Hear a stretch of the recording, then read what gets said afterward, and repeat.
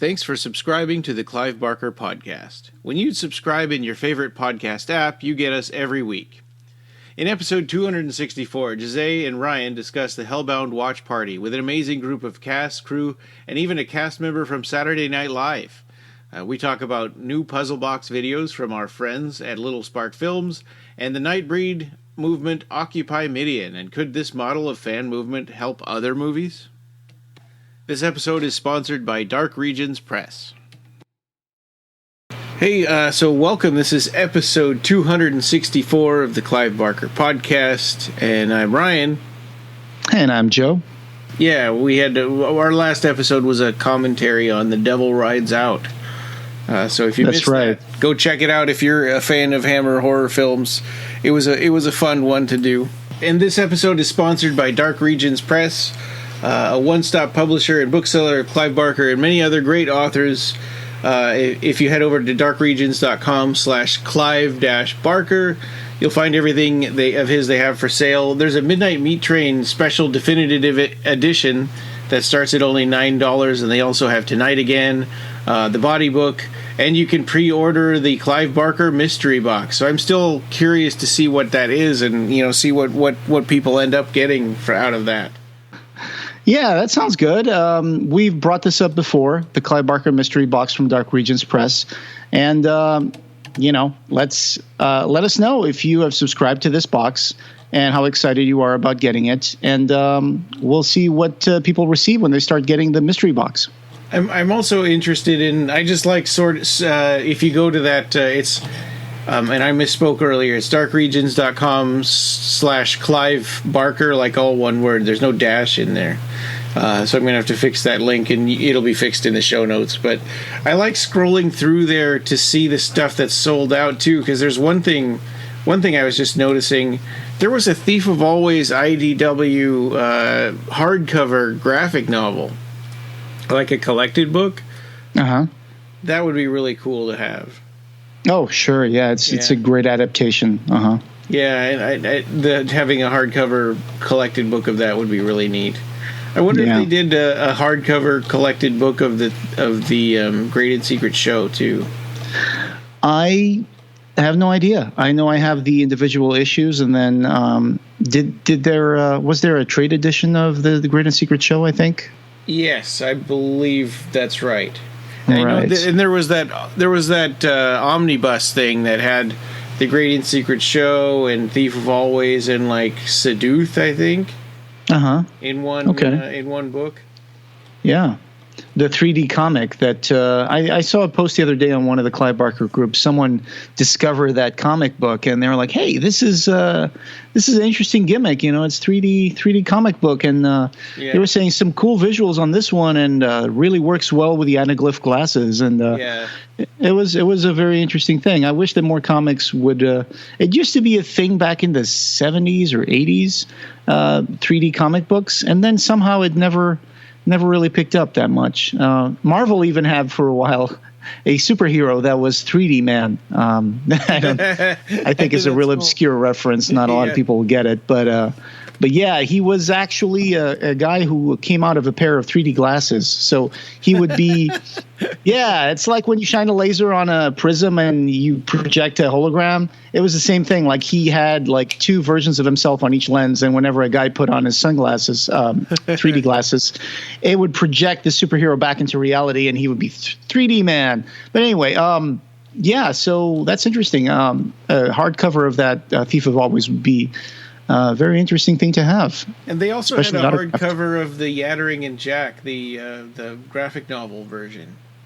I want that thing on DVD, man. I want the adaptation from Tales of the Dark Side on DVD. And it's like people have been asking us, where can I get this? There's this unfortunately, the only way you can get it is if you can find the VHS tape, specific volume of Tales from the Dark Side. But when we did discussion of that, I uploaded it to Vimeo, and I think I still have that there.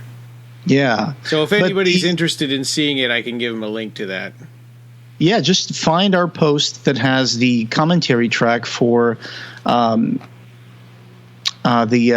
movie with Christopher Lloyd. Quicksilver Highway? Quicksilver Highway, thank you, and the Yattering and Jack. So we have a blog post where we did a commentary track for those two things, I think. And you have the instructions there on how to watch the Yattering and Jack. And the Eclipse graphic novel that you're talking about, that is really something. It's really good. Yeah. And that's a super faithful, really good adaptation of that.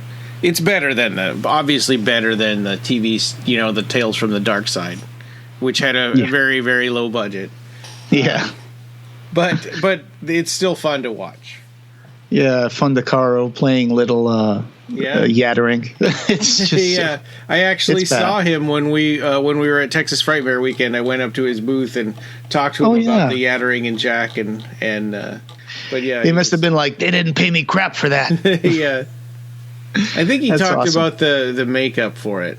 So again, it's Dark Regions Press, and it's darkregions.com/Clive Barker all together, where you can sign up for the Clive Barker mystery box. So keep your eyes out for that, and we'll give you more information when we know it. Thanks again to Dark Regions Press. We appreciate their helping us out. From the Reef, we had in our news, we have the Hellbound watch party, which unfortunately neither of us were able to see live.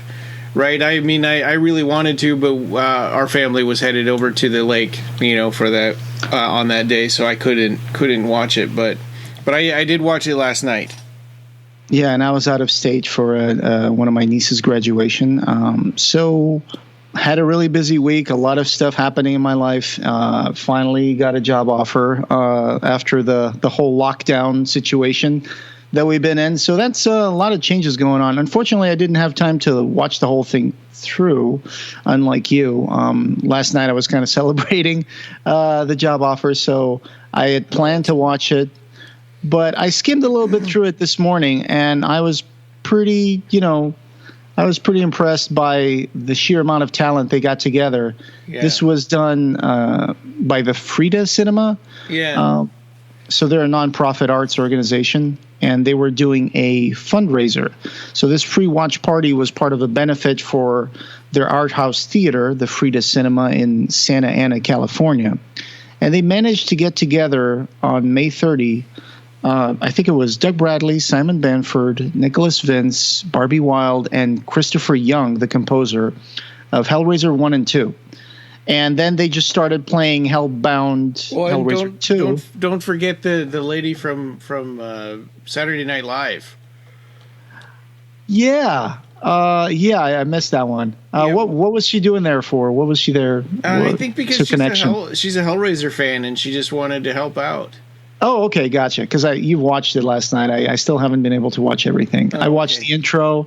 I know that they started playing the Hellbound Hellraiser 2 movie around the 22-minute mark in the video. They did the same thing we do. Let's do the countdown. 3, 2, 1, play. And I was like, yeah, that's how you do a commentary track. Yeah. It turned out to be more of a chat than a commentary track, which is fine. But, of course, if you're a hardcore Hellraiser fan and you've watched all the commentary tracks for all the Hellraisers, and you have the books, you have the comics, you watch the movies over and over, there was nothing there that was really new that they were saying. It's the stuff about Nicholas Vince got a hook in the roof of his mouth in one of the scenes in the Chains room, and then Christopher Young talking how he put in God and Morse code with the Tibetan horns in the soundtrack. These are people that have all been in conventions together. So they are all so used to all of these things that they're like, "Oh, Doug, tell them about that time that you freaked out, or Nicholas Vince, remember when you got the hook through your mouth?" And there was a lot of that stuff. And the Saturday Night Live person, her name is Heidi Gardner. Oh, there you go. Cool. Yeah. So I thought that was neat. It was just kind of neat to see somebody there from such a mainstream thing to kind of lend a little bit of, shine a spotlight on our little corner of the fandom, I suppose. Yeah. That's, Hellraiser is everywhere, man. It's like a lot of people out there like Hellraiser. There's been movies where you see they're watching Hellraiser. Isn't that sometimes you see Hellraiser playing in the TV in the background? Scream was one of those where they say, how many won Evil Dead? How many won Hellraiser? Yeah. There's a scene where and then there's that movie, The Game, with Michael Douglas, where he wakes up and Kirsty's being chased by the engineer. Oh, yeah. Yeah. On TV. But hey, a lot of people out there like Hellraiser. It used to be like Night of the Living Dead or Carnival of Souls would end up on people's TVs in like horror movies and stuff. So it was interesting to see them talk about the movie, and it was great to have Christopher Young there. And they showed a little clip at the beginning of an event that they had at the Frida Cinema once, where they brought in like a quartet. There was like a bass player, some violin players. That was my favorite part of it was seeing that, because for people who didn't get to go physically to their 2018 reunion screening of both Hellraiser 1 and 2. They had that there with Christopher Young, and that's really cool. And now we got to see the video of it. Yeah, so interesting arrangement that they did. That's one of the moments right at the beginning in the first 15 minutes of the video. Yeah. You can watch that little suite arrangement that they did. Yeah. And gorgeous stuff. Makes it feel more, it's kind of more like, it's more intimate. It's a smaller arrangement, and it doesn't have that quality of movie soundtrack that you're used to with a big orchestra, but it's like so cool to see them arrange that and play it. One warning, I guess, about this video is about 45 minutes in, Christopher Young's, this is sort of ironic, but Christopher Young, his volume was turned up too loud. So everybody's voice was echoing really badly except for his, and that lasts up to about the hour mark. So you got 15 minutes of that. And I almost turned it off, but then they got it fixed. I know Barbie Wilde was complaining there was a lot of distortion at one point. Yeah. And there was also one point where Barbie Wilde did this whole long, explanation about something, right? And then like there was like a good and then a pause, and then her whole speech happened again. Oh no! Yeah, and everybody was like looking around, and Peter Atkins is like, I think we just crossed the space-time continuum. Oh yeah, and it was great to have Pete. He gave a lot of insight about stuff behind the scenes production, and stuff about the script, and it was great to see Pete again. And he had his Morningstar poster right behind him, and there was a kind of an announcement that Doug Bradley did, right? Yeah. So he's doing the narration for the audiobook of Pete Atkins' Morningstar. Yeah, Morningstar or The Vampires of Summer. Yeah, I'm really excited about that. I drive around for 8 hours a day now at my job, so I've been looking for more audiobooks. And Doug has his new YouTube channel where he's been reading Frankenstein. Yeah. And, he's done the Venus Complex for Barbie Wilde audiobook. So it's great that, Doug is moving more into audiobooks and reading performances and stuff like that, which basically is how his own book got created, right? Behind the Mask of the Horror Actor started out as a lecture that he would do at conventions and stuff, and then he just kind of made a book out of it. And now he's reading books for a living, and it's great. He made a funny comment because he was like, so now, to Heidi Gardner, he said, so now we've invited you to Hellraiser, so now you need to invite us to Saturday Night Live. Oh, yeah. And it'd be a great... and she was kind of like, I'll work on that. Yeah, let's talk to Lorne. Talk to Lorne and have all the Cenobites do a cold opening for SNL. That would be great. I think that would be hilarious. Yeah. They could do that. They could do that somewhere in November and have Alec Baldwin be torn apart by Cenobites. Yeah. Oh man, that would be awesome. I know. We can only dream. Yeah. We can only. But a lot of fun stuff. I mean, I'm gonna watch that properly. I just kind of skimmed through it a little bit. I know some people have been asking me, "Hey, Joe, did you watch the Hellbound party?" And it's like, "Oh, I haven't had a chance to do it."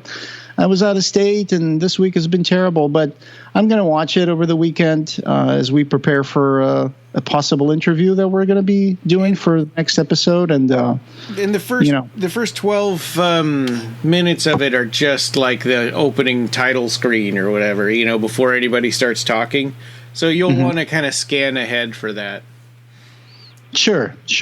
And I'll keep an eye out for Christopher Young's magic distortion microphone for the 15 minutes. Yeah. So another cool thing on YouTube is that Little Spark Films, production company based in Texas, they've been putting out more of their trailers for the Hellbound Laments. So I think you came up with a playlist that you're sharing on the show notes for the first 3 episodes. Yeah, that's what Little Spark Films put on their website, or on their Facebook, was this playlist of the Hellbound Laments, and it's got the trailer and the Midian configuration and Love's Easy Tears, the Box of Temptation, and then Le Marchand box discovered on Antiques Across America show. That's my favorite one. Yeah. That's like, I'm a big Antiques Roadshow fan, so I watched that on PBS and stuff. And they just nailed it. There's 2 guys talking. It's like, so what are you bringing to us today? It's like, oh, I got this box, this music box. Oh yeah, this box is and they just, the music, the little box starts playing the music. So it's a musical box, and it's done so like straight. And then at the end you hear like it gets, everything turns dark and bluish, and it's like, oh, they're announcing that box, and it's great. It's great stuff. You guys got to watch that because it's really awesome. It was, and I think they just love, the people at Little Spark Films just love Hellraiser and these puzzle boxes so much that they kind of took it on themselves to make these, and they're sort of half like little short stories and half commercial, just because they just really love this stuff and they wanted to do it. Yeah, they're doing mostly for the configuration boxes and the Pyramid Gallery boxes. So you had the first trailer announcing that they were going to be releasing these. Then you have the Midian configuration by Mike Montuori, Love's Easy Tears, Box of Temptation, and like you said, the third one where it's Antiques Across America. Yeah. And I think and some of these are back from like maybe 3-4 years ago, and they're just now being revamped and re-uploaded to YouTube. So I think they might have escaped a lot of people the first time they were uploaded. So now it's a good time to watch these little clips and thank you, Little Spark Films, for making these cool little vignettes. Yeah, and follow the link in the show notes, and you can watch all 4 of these. They're not very long. They're just they're a little bit longer than commercials. Are like a minute and a half to 3 minutes. Yeah. So kudos to that. We'll definitely be seeing more in the upcoming weeks as they upload them to their YouTube channel. There's one that you did the narration for, right? The Sherlock Holmes box from Paul Kane's book. Yeah, the Servant's configuration. Yeah. I made a really bad British accent and pretended to be Sherlock Holmes. So see, Watson, this is the configuration. It's like, oh my God. It's like every time I listen to that thing, I'm like, what was I thinking? Yeah. But, they said, hey, this is cool. We'll use it. I was like, okay. So, yeah, keep an eye out for that. And please, apologies to our British listeners about my terrible, terrible British accent, but I give it a try. All right. You've recently updated the rules to the Occupy Midian group, right? Oh, yeah. So I realized that we're telling everybody to read the rules, but our rules were originally buried in a little, and this is the Facebook group. Our rules were buried in a like a document in the like documents area for Occupy Midian. So I thought, well, maybe we better bring these forward. And so now there's these, announcements section that groups have. And I thought, why don't we put it in there? And I started reading through it, and it was talking about, hey, you're going to endanger the upcoming release if you talk about pirating, the Cabal cut. Then we may never get the upcoming release of the director's cut, and it's like, oops, that already happened 5 years ago. Yeah. 6 years ago.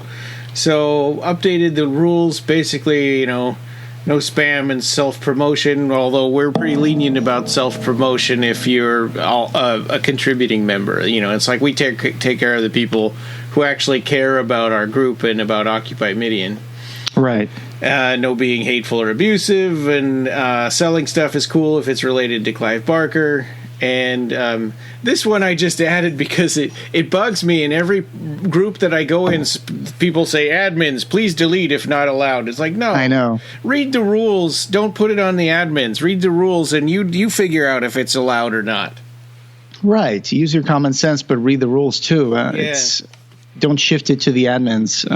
That's just gives us more to do. It's basically just you and me that administer the group, and then there's Roger as well, and Russell, and I think Mark is still in there, although I don't think he's connected to this anymore. But you did a great job on those rules, Ryan. Kudos. Thanks. Yeah, so I thought, if anybody out there is still, you've probably been hearing us talk about the Occupy Midian Facebook group. Since the beginning of this podcast 9 years ago. It's still around. We don't, its mission is successful, but it's still a great Nightbreed and Clive Barker discussion group, and kind of the official discussion group for our podcast.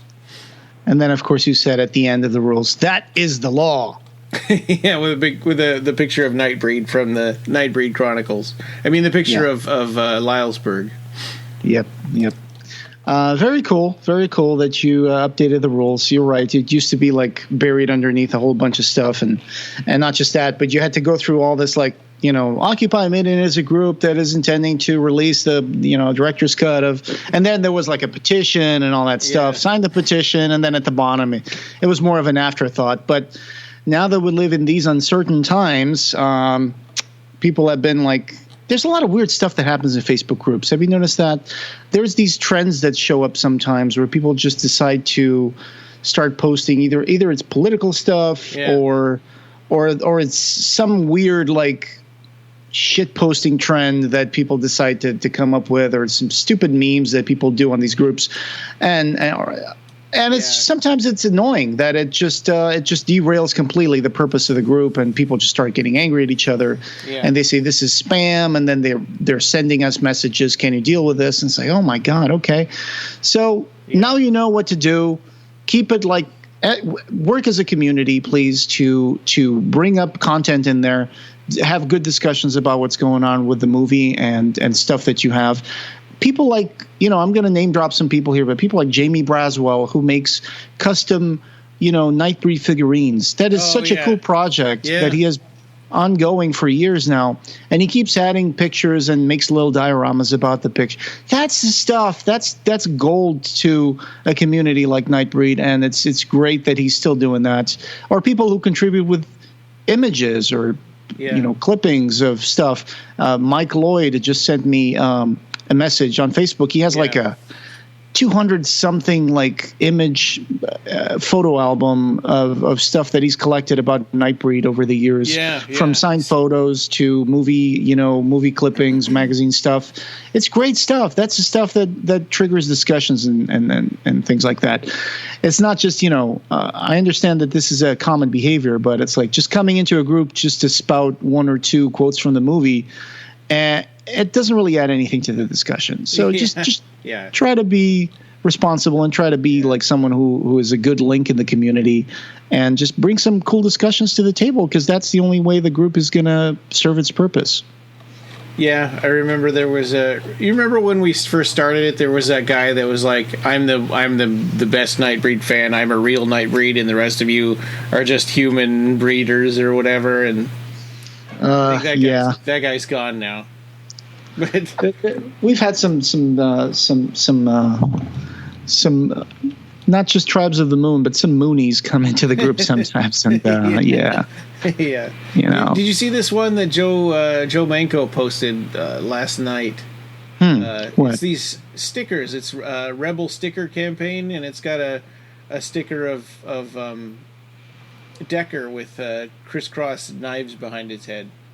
Oh, that's cool. Yeah, I'm looking at it now. Check these bad boys out.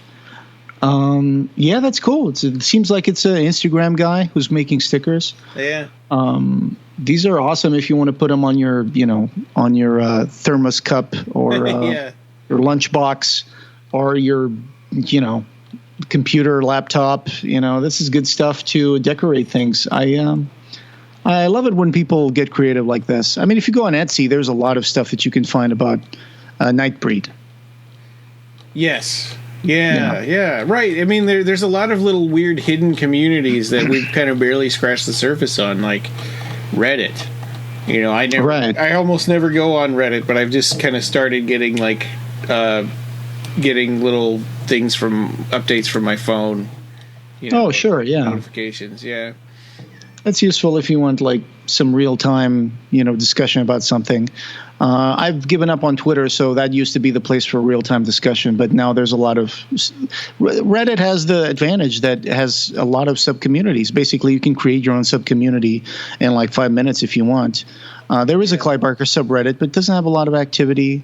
There's an Abarat subreddit as well.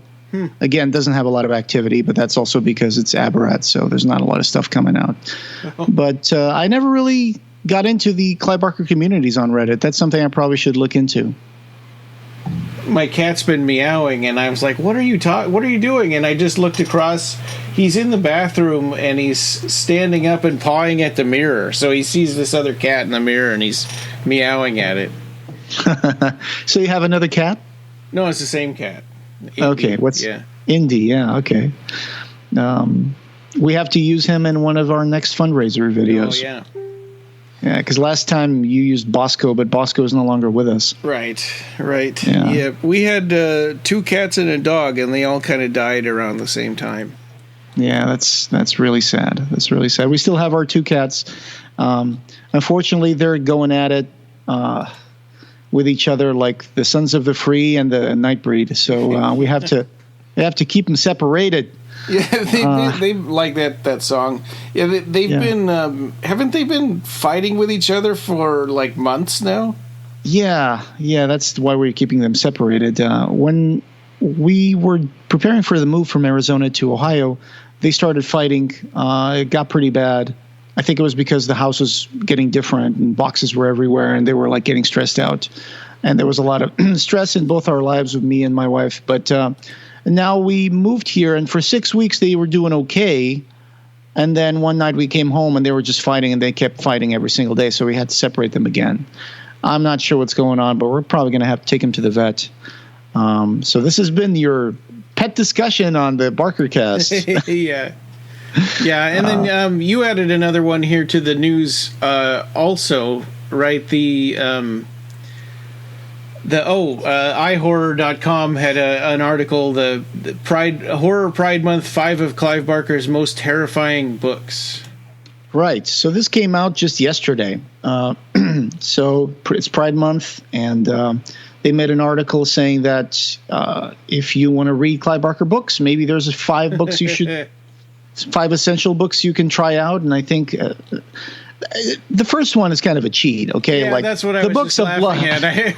It's like there's 6 of those, and they crammed 6 books into the number 1.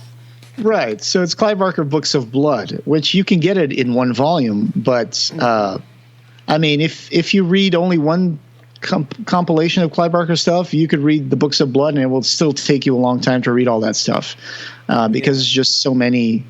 So how many short stories are in the Books of Blood? It's like 3 or 4 per volume, so maybe some of them have 5. It's a lot of stories. 30 on the opening sentence there. Yeah, there you go. It's interesting. Stories. We never counted them all. Yeah. I was just trying to do the mental math right now. So, yeah, it's about 30 stories. So that's kind of a cheat right there, but, we'll let it fly because it's the Books of Blood. Yeah. And then they talk about Imagica, which is a big one. And Imagica definitely is more like, I don't know if it's horrifying. I mean, I think that it has scary parts and it has horrific parts, but it's really more like a fantasy. Yeah, I mean, absolutely. It's. I wouldn't call it terrifying, by any stretch of the imagination. Although, like you said, there are scary parts in it. Yeah. But mostly, it's just beautiful to me. It's just a beautiful fantasy book. Like I would call something like the Books of Narnia or Harry Potter, but for grown-ups. Sorry, J.K. Rowling fans. And then there's Cabal, of course, which got turned into the movie that we all know, Snipe Reed. Well, and Cabal, I think Cabal does fit well because it has that. I don't know if everybody feels this way, but there's this kind of feeling that like the Hellbound Heart, Cabal, the Books of Blood, Damnation Game all have this kind of special horror feeling when you're reading them that is different from his later work after that. Yeah, I agree. And there's a quick quote here from the article. So the author says, "For me, Cabal might be one of Barker's most overly queer stories. It speaks to the ideas of hidden communities forced to the margins of society. The main antagonists are priests, doctors, and police, i.e. groups with which the LGBTQ community has clashed with time and time again throughout history. If you've seen the movie, there is merit in reading the source material." And then, of course, they picked the Hellbound Heart. So mostly it's just the ones that got turned into movies, of course, because they're the bigger ones. So the Hellbound Heart, of course, where Hellraiser comes from. And then The Great and Secret Show is to me is next to Imagica is one of my all-time favorites. Not just Clive Barker favorite, but all-time favorites are Imagica, Great and Secret Show. Those two are really in high regard in my personal little pantheon of books. I'm looking forward to Clive Barker someday finishing the Art trilogy. But, even if that doesn't happen anytime soon, the first one stands really well on its own. And then there's Everville, which is a sequel, which also kind of gives it a nice, interesting, kind of similar ending feeling to it. And then, of course, Clive says he's got another one in the works, but we'll see when that comes out. Yeah, so these books, I mean, their list of Clive Barker's got, 20-something books, right? And it's sort of interesting that their list stops at 1991. Right, Imagica, and I would swap out Imagica in this list and put in like the Damnation Game because I think it's a more terrifying book than Imagica. Yeah, I mean, Imagica is a better book for sure. But you're right. I mean, the Damnation Game is a scarier, kind of grittier book, gloomier. More. Yeah, kind of. It's this story that kind of. I have a hard time going back to the Damnation Game, not because it's bad or anything. It's just because, or I don't like it as much as the others. But it's just because there's like drug addiction. There's horrible zombie dog scenes. There's all sorts of like this feeling of being worn down by life that Mamoulian kind of conveys to the whole story. It's like when you watch The Walking Dead, right? I mean, I gave up on The Walking Dead in the 4th season or 5th season, I think, because it just felt like those characters couldn't catch a break. It's like they don't even get to take a shower, and spend years and years, and their friends keep dying, and no matter what they do, they can't find a good place to live without people harassing them or murdering them. It gets to the point where you're like, okay, I know it's just going to be more of the same. There's not going to be a happy ending to this story. The world is over, and it's just going to keep on wearing these people down until they're all dead. So, and there was that time when they met up with like the CDC guy that said he had the cure or something, or they were going to go to some CDC building to get the cure. And I thought, oh, this is leading somewhere, and then it didn't go anywhere. Yeah, and then basically the only thing they learned is that everybody has it, and when you die, you turn into a zombie. So so you already have it in your body. And spoilers, I guess, but that's going back like so many years now. It's probably not even a spoiler anymore. But I don't know where the comic book went, so I've never read the comic books in terms of that. But I get what you're saying. It's the feeling of the story that just kind of wears you down, and it's like there's not going to be much of a happy ending. And even at the end of the Damnation Game, there was not much of a happy ending. There's just a feeling of an ending to suffering on the part of a few of the characters, but then they're going to have to keep on living, and they're going to have to deal with the things that happen to them.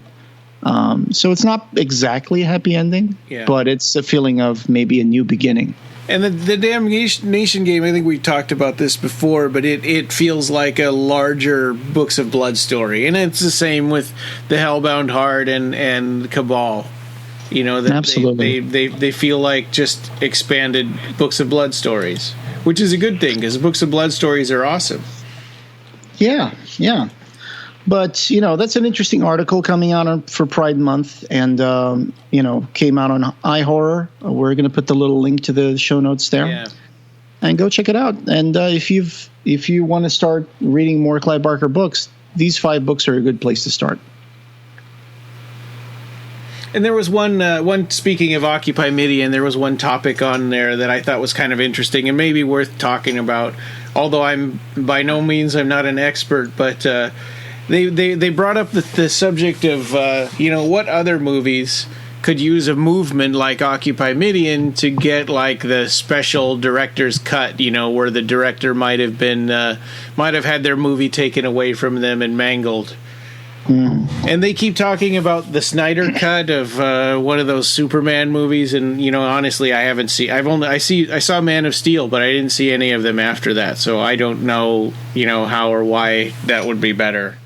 I think they're talking about the Justice League movie. Oh, okay. So I think the story behind that is that originally it was being directed by Zack Snyder, and then the studio brought in Joss Whedon to finish the movie because they didn't like how the movie was turning out. And keep in mind, I'm not an expert. I haven't watched the Justice League movie. I haven't watched a lot of DC superhero movies. I'm more of a Marvel guy. Yeah, and even then, I haven't watched all the Marvel movies by any stretch of the imagination. I just kind of got a little tired and saturated about superhero movies. I just, you know, that's just my personal stance on it.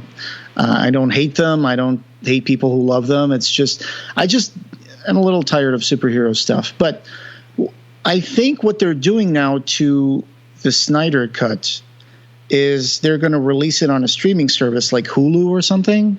Or Disney Plus. Or Disney Plus. I think it's Disney Plus, yeah. And they're spending $20 million to do some post-production on the footage that was never used for the actual, you know, theatrical cut of the... Jeez. Yeah, they're spending $20 million on it, and they're going to turn it into a mini series of 6 episodes, I think, which makes sense because 6 or 4, I think it's 6. Yeah. But that movie, that cut that they had originally, you know, when someone makes a movie and they're a big time director and they make a huge script and then they shoot like 4 hours of stuff. And then it's like, now we got to cut this down to 2.5 hours. Yeah. So I think they have so much footage. They're trying to make it into a mini series. And it's going to be episodic, and they're doing post-production on that right now. Because of the COVID-19 lockdown and studios shutting down production, I think they're just scrambling to find any sort of stuff that they can just do post-production on and then throw it on a streaming platform so they don't have to actually get people into a set and shoot stuff. So that's really interesting then. I guess now is the time for stuff like that to happen because like you said, they can't just get a bunch of people together to make a movie. So, you know, why not projects like that? Yeah. But it also kind of reminds me of this Exorcist 3 thing, right? Because we just did the audio commentary for that, and what we discovered, you know, after this fan movement and everything to get the Legion cut made, once they actually got it done, we kind of liked the theatrical version better. Yeah, you know, there's always gonna be people who are gonna like one thing or the other better. When Nightbreed Director's Cut came out, some people still said, hey, I still prefer the other one. It's more tightly cut or this or that. Or even just like, you know, what happened to Decker going, you know, coming back to life and hallelujah. It's like, I love that part. And there were some people that like just, you know, that was their, you know, that made the movie for them. And having that taken out was like, oh. Which I think begs the question that if movies were like a make your own adventure kind of thing, you know, where some people have tried doing similar stuff like this on YouTube where they make a movie in different videos and then you can click here to watch. If you want this to happen, click here and you'll watch this video, or click here and you'll watch a different scene where something else happens. And, you know, it never really went that far, but But I guess once you have a movie that has so many different versions, like Blade Runner, who came out with a box with like 5 different cuts, right? There's a theatrical, there's the work print, there's the so-called director's cut that came out first, and then there's a final cut. Yeah. And I don't even know whatever else is out there. At that point, it's like the movie becomes a little lost in all the versions, and then you're not sure exactly what to watch. So in one sense, it's nice to have that one vision that the director wants to do and say, this is what I want the story to be. Yeah. Because, for example, when you have movies like Halloween 6, where they came up with that whole idea of Michael Myers being this curse of thorn and whatever, it kind of like it kind of dominated the franchise and gave it a direction that some fans didn't like. And then you had the producer's cut for a long time that was kind of a pirate thing that you could watch. And then they finally decided to make a Blu-ray version of that producer's cut. And so there's a lot of movies out there that I think people would have wished that the production hadn't been so troubled. I mean, personally, I would like to have seen the movie Dune by David Lynch get whatever vision David Lynch wanted it to be. A friend of mine started a petition for that, like back in the 90s. David Lynch does not want to go back to that movie at all. It's like that's one of those things that's not happening. And just because sometimes there is footage to make it like a director's cut, but sometimes there isn't. And it's like, it's not like you can go back and reshoot stuff, and that's not going to happen like 30 years after the fact. Just like when people are saying, we should make a petition for like, Hellraiser Bloodline to have a director's cut. Well, Kevin Yeager doesn't want to do a director's cut for that. He doesn't want to be attached to that movie at all. And there's no way that he can do his director's cut because they never finished the scenes that needed to be shot. So that's never going to happen. Yeah. Where are they going to get $20 million for that? Yeah. It's like, right? They didn't even, that's more than the entire budget of that movie. Yeah. Well, the Justice League was a movie that made a lot of money. That's why they can afford to put in $20 million and releasing the Snyder cut. But, or Ken Russell's The Devils. I mean, that's another movie that has a Facebook group that wants to restore some cuts that were made to the movie. I'm not even sure if that means that it would be a director's cut, but it's a movie that had so many cuts, and sometimes it's TV cuts, sometimes it's cuts they made for Laserdisc, then all of a sudden it's cuts they made for DVD, and then I don't know. It gets to the point where there's different versions of the movie with different scenes, but there's no version of the movie that has all the scenes. And so sometimes people think more is better. Yeah, like we were talking about Halloween, right? Just trying to figure out what version of Halloween to watch because, there's one that I have that has the made for television scenes added in, and it was all stuff that they shot when they were making Halloween 2, stuff that they shot to expand the first movie or something, and then they stuck that stuff into Halloween 1 to make it fit a certain runtime. And Aliens did that too. The Aliens had those auto guns that were pointed towards the hallway so that when the aliens came, they would shoot the aliens. Yeah. And that wasn't in the theatrical version of the movie. It was only in the TV version. But now when you watch the Blu-ray, they've put that stuff in, but they still kept the rated R movie. And it is so all weird. Really complicated, and like and like you were talking with Blade Runner, right? The 1992 director's cut, when that came out, they erased all of their older versions from existence. I mean, they stopped creating the old theatrical cut, and some people like the theatrical cut. I did. I liked the Harrison Ford little noir monologues. Yeah. Yeah, there's people who like that stuff. I mean, Kevin Smith, the director, is a big fan of the voiceover in Blade Runner. I mean, I see it. I mean, I like all the versions of Blade Runner because I like that movie so much. It's like I have the big box of Blu-rays that has all the different ones. I didn't get the one that comes with a little unicorn, fold-out thing and the little flying car, but I got a version that has all those discs in it, and I liked it. But I think when the final cut came out, I was like, yeah, this is pretty good. I think they fixed a lot of things that were wrong with the movie. And I thought, whenever I watch the movie now, I'm going to watch the final cut. Just like now I want to watch the director's cut of Nightbreed. Yeah. Well, closer to my heart is the Cabal cut that we did also, which we did the commentary track for. Yes. Yeah. But I don't think that more is necessarily better sometimes. I mean, a lot of people, for example, are crazy about the Cabal cut 3-hour, cut.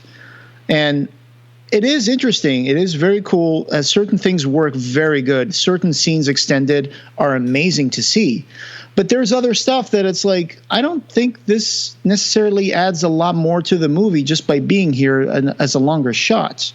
So maybe it is I'm kind of a bad audience member for that, because I don't care about pacing at all. I just want more. Yeah. I mean, that's a valid position to have, of course. When it's something you love, you want more of it. Yeah.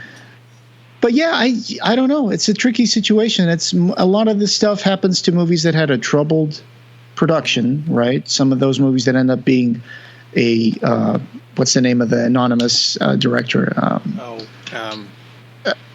Alan Smithy. Alan Smithy. There we go. Yeah, they end up being an Alan Smithy film, and it's like, yeah, that's never going to get a director's cut because that was a clusterfuck, and the directors quit, and they don't even want their name attached to it.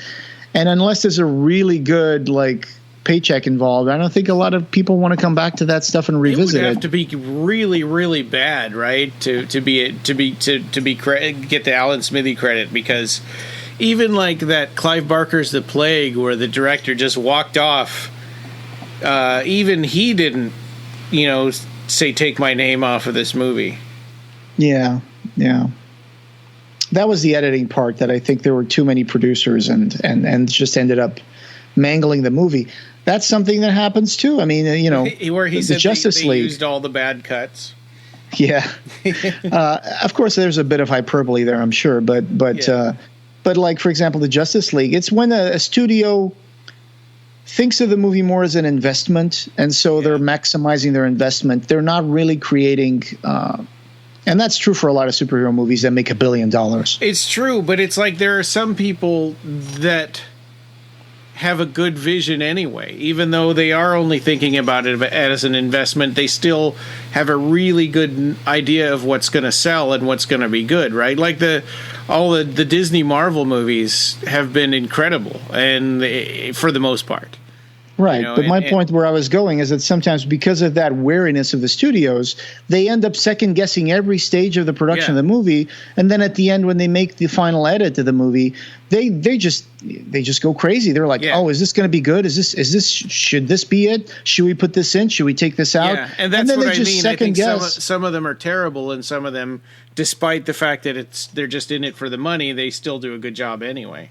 Yeah, and then at the end they have so much interference because of their caution putting the movie together that it's like, well, this is the script that you approved. This is the director you brought in. And now you're coming in and saying, okay, now we're going to be like playing puzzle pieces with the movie and see which version is best. I mean, you should know that when you start a movie, what kind of movie you want to make. Yeah. Like when some of these Star Wars movies came out, like Rogue One and Solo, a Star Wars story. Mm-hmm. It's like, they bring in a director, then they fire them, then they bring in someone else to reshoot, they bring someone else to re-edit the movie, and then it comes out and it's lackluster. Ron Howard involved in the Solo movie? Yeah, there was Lord, and I forgot the other guy's name. There was a duo of directors. They were working with the movie, and then the producers saw it and they were like, "We don't like it. It's too funny. There's parts that we don't understand. We're going to bring in Ron Howard to fix it." And the same thing with like the Justice League. It's like Zack Snyder was making the movie. They were like, we don't know if this is the movie we want to put out. Let's bring in Joss Whedon and kind of like make it a little less dark and stuff and reshoot it. And then they brought in Henry Cavill, who was doing another movie, and he had a mustache. And they had to digitally edit out his mustache for the entire movie. I know. It's like, and then it looks weird, and it's like people, and then it affects the movie, and that's like, these Joker scenes and the stuff, and I don't get it. I mean, I'm not an expert on particularly the Justice League, but I think that studios should not meddle with production so much. when a movie gets a problem with production, it usually is a producer or a bunch of producers that come in and say, well, let's see what we can do now with this movie now that we have all this stuff in the can, and they just completely ignore the director and just. It's true. It's really rare and usually hilarious when they just give when it's the director's fault, right? And they just say, okay, director, this is your vision, go nuts, and the director does a terrible job. That's really rare. But when it happens, it's pretty funny most of the time. Yeah. Yeah. So keep an eye out for that Justice League thing. I mean, I'm not particularly like super interested in that, but I know there's people who really care about this stuff, and I hope that all the people that were putting hashtag release the Snyder Cut are going to be happy with it. Yeah, good point. More power to them. Yeah, more power to them. You guys rallied on social media, and now you're going to get it. And I hope it's what you wanted it to be, because if there's one thing I don't like seeing stuff being shot for a movie and then just being on the floor. I don't like a director being ignored and a movie being re-edited and reshot because a producer decided that this might not make me get my $1 billion that I want. But so, kudos to that, and I hope it's going to be fun for the people who are going to watch it.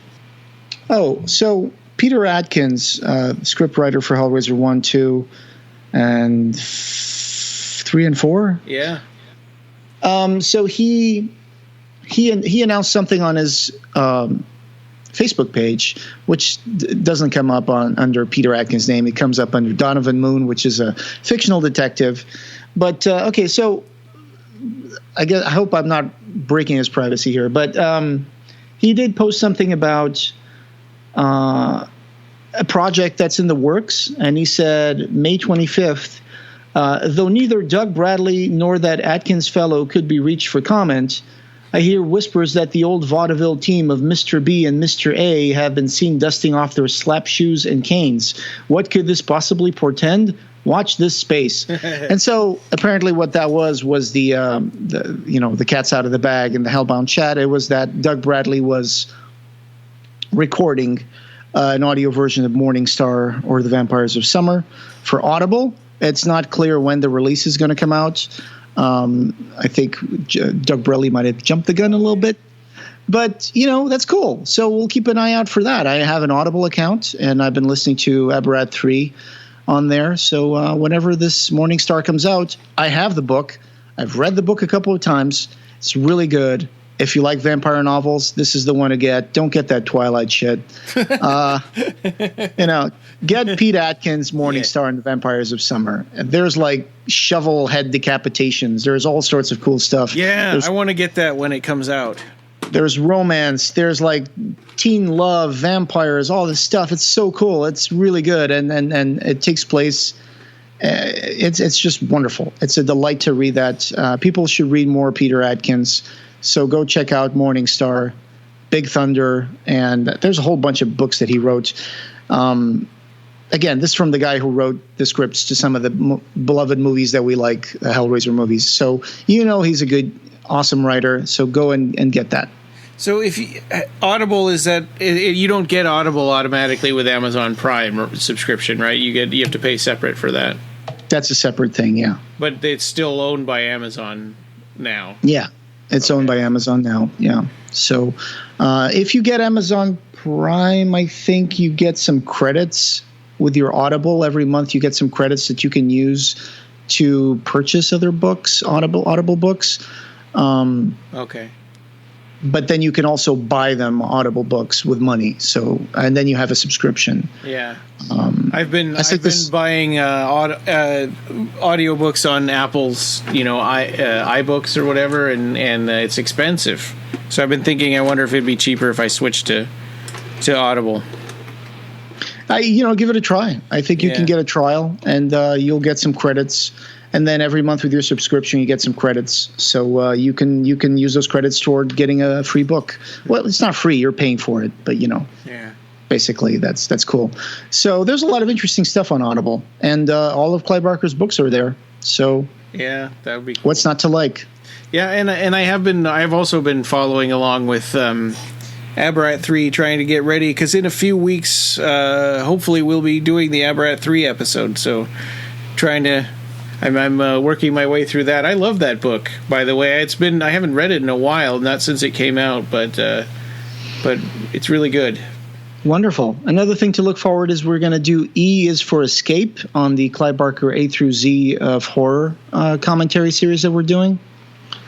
Yeah. So E is for Escape is about Halloween and the Halloween series, which, you know, is a lot bigger and more complicated thing now that since the book was written, because now we've got 2 sets of remakes, you know, in addition to the original 8 movies or whatever. Yeah. I apologize for my sneeze there. I think I tried to mute my microphone. I couldn't. I'm sorry. Okay. No, that's fine. Yeah. So what are we watching for E is for Escape? It's going to be Halloween, right? Yeah. I mean, we could do Halloween 1 and 3, because you talked about wanting to revisit Halloween 3. Yeah. I haven't watched that movie in so long. So yeah, maybe we'll do that. Yeah. The first one is definitely cool. Yeah. And on one of our commentaries, I think Ed had said something about it'll be just in time for Halloween. It's like, no, Halloween is months from now. We're going to be doing this in a few weeks.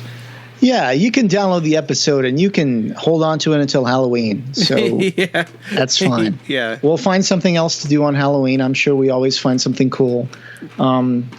More news as they come out. We'll be talking about that. There's an upcoming interview that we're not mentioning who it is just yet. We're gonna be working on the interview this coming week, and hopefully it'll be entertaining. We're gonna be doing some research about this person, and hopefully it'll be a fun episode.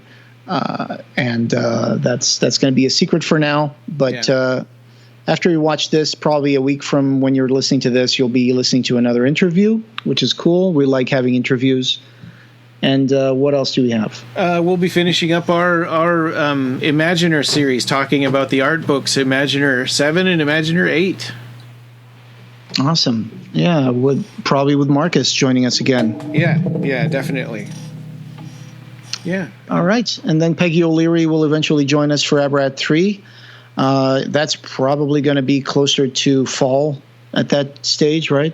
No. I think that'll be probably the end of this month. Oh, the end of this month. Okay. Yeah, because we've got this one, we've got the interview one that we're working on for next weekend. Then news, and then Abarat 3. I got to put in some more hours on that Abarat 3 book on Audible then, I guess. Yeah, it's 3 or 4 weeks, I think.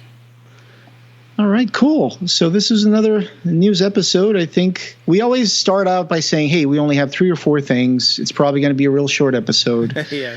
And then once we start recording, we just get, caught up on it. I particularly enjoyed the conversation about movies that need director cuts. That's an interesting discussion. And if you're listening to this, what movies would you like to see have a director's cut? What are movies that you think have been unfairly, altered or changed by producers, or a bad production process? Let us know in the comments. Yeah. It'd be interesting to see, and this podcast having no beginning will have no end.